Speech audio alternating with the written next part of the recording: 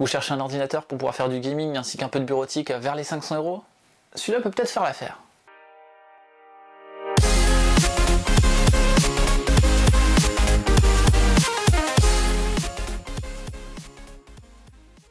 Salut à tous, c'est Léo de la chaîne TechMaker. Aujourd'hui on se retrouve pour une nouvelle vidéo de présentation d'ordinateur. Aujourd'hui on va regarder le Lenovo Z5170. Cet ordinateur est un ordinateur justement qui coûte 550 € et qui est plutôt intéressant pour le prix qui est proposé. À l'intérieur vous allez avoir un i5 5200U à 2,2 GHz. En carte graphique vous allez avoir du AMD, ça va être une Radeon R7 M360 avec 2 Go de mémoire vive, 4 Go de RAM et enfin un disque dur 5400 tours d'1 Tera. L'ordinateur est plutôt sobre, il est tout blanc justement, ce qui change des habituels ordinateurs qui sont plus noirs quand ils veulent un petit peu gaming ou bien gris quand ils sont plus bureautiques.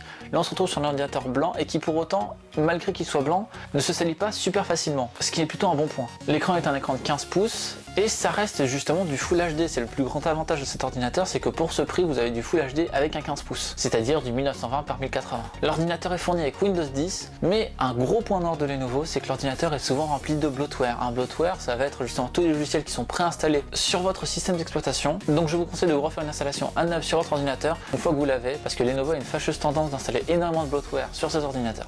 L'ordinateur ne fera pas tourner tous les derniers jeux en ultra, mais la plupart des jeux multijoueurs ou bien la plupart des jeux des années dernières, etc., ou même des jeux de cette année, peuvent tourner facilement en moyen, en même voire en élevé. Car nous avons une carte Radeon qui est plutôt intéressante. L'avantage d'avoir une carte AMD plutôt qu'une carte Nvidia, c'est que la marge que se fait AMD par rapport à Nvidia est beaucoup moins haute, c'est-à-dire que la qualité de la carte est assez satisfaisante pour le prix. Donc tout d'abord en tant que connectique, vous allez avoir évidemment le port pour pouvoir recharger votre ordinateur, mais aussi un port VGA, un port Ethernet, un port HDMI et ainsi que deux ports USB 3.0.